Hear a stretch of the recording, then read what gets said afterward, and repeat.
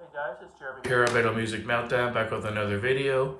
Whatever today, guys, is my top 10 albums of 2013, working our way through the years chronologically. If you're new to the channel, welcome. If you're returning to the channel, welcome back.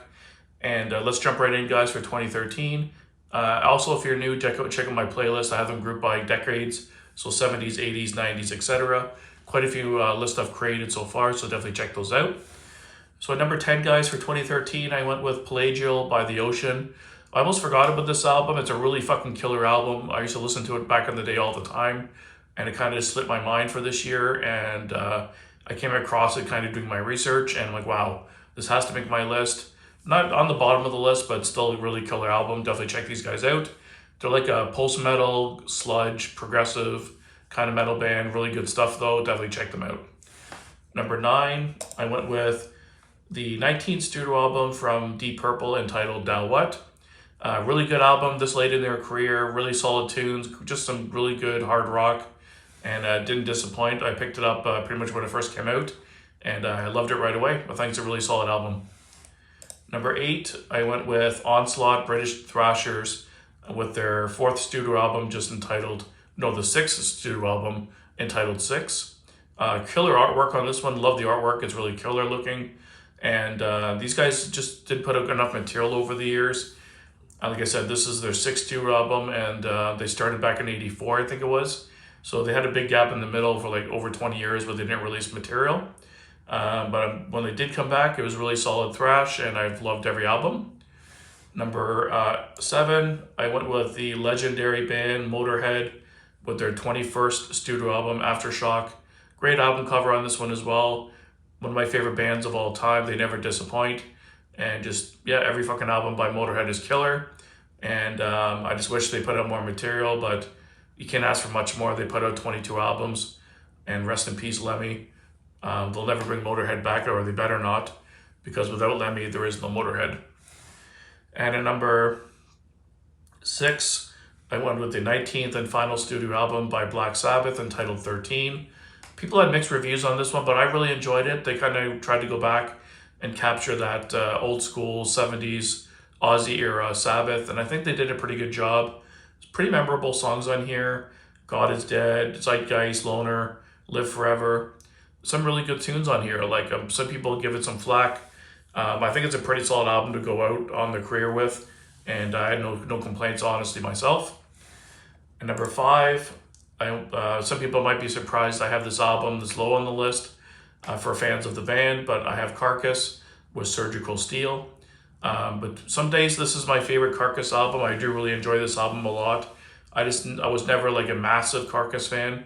I really enjoy melodic death metal, but for some reason, Carcass was never a band I really latched on to. But I love Surgical Steel and Heartwork, my 2 favorite albums by them. But Surgical Steel is killer, really good stuff. Really good comeback album from these guys, and it's the one I listen to the most probably. Number 4, I went with A Dream Calls for Blood by the mighty Death Angel. Super underrated band from the Bay Area. They should have been up in conversation with bands like Slayer, Testament, Metallica. They're just a really good band. I'm not sure why they didn't get as big. Great vocalist, great guitarist as well, really tight live. I don't know why these guys aren't bigger than they are, but really killer album. Probably my favorite from their newer material. And just, yeah, if you're not familiar with all of Death Angel's stuff, buy their whole discography. They kick ass. Number 3, I went with one of the newer thrash bands, kind of post-2000s, the mighty Warbringer. One of my favorite bands from the new generation. This is their 4th album, entitled Number 4, Empire's Collapse. Just some great in-your-face aggressive thrash metal with some bordering on death metal in parts, but they did just completely in your face and super aggressive. Love all their stuff. Really, really good band. Number 2, I went with the debut album from the American thrash crossover band Power Trip. I can't express enough how much I fucking love this band. This album is probably I'd give it a 9.5 out of 10. But their follow-up album, Nightmare Logic, is an 11 out of 10 for me. It's a top 10 album for me of all time. And if this band continued, if Riley, rest in peace, Riley Gale didn't pass away, They would have dominated the scene for sure, especially the thrash scene. I've heard rumors that they're going to continue with a new singer, or I'm not sure if they're changing the name, but it's not going to be the same with O'Reilly. I'm sorry. If they're going to do that, I think they should change the name and just continue on as a new band. I love their debut album from Power Trip. Not quite as good as the second album, but really almost a perfect album, still 9.5. If you haven't heard of Power Trip, get both of their albums. They're amazing, amazing. And number one, I went with another band from the newer kind of wave of thrash metal, kind of post 2000s, Havoc with A Natural Selection. Probably my favorite album from these guys, one I listen to the most. With Give Me Liberty or Give Me Death, I Am the State, Under the Gun. Just a really killer thrash album. I love the sound of these guys. They have like that, just that really typical kind of Bay Area thrash sound.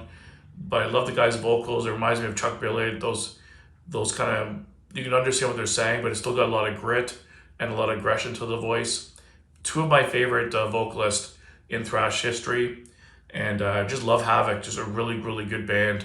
And I'm looking forward to them putting out new stuff. So thanks for watching, guys. That's my list for 2013.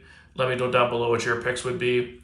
I know there's a couple bands I had to leave off that were really good as well, but let me know down below what your picks would be. I'm always interested to see bands I've never heard of or I maybe overlooked. And stay tuned for 2014 in the coming weeks.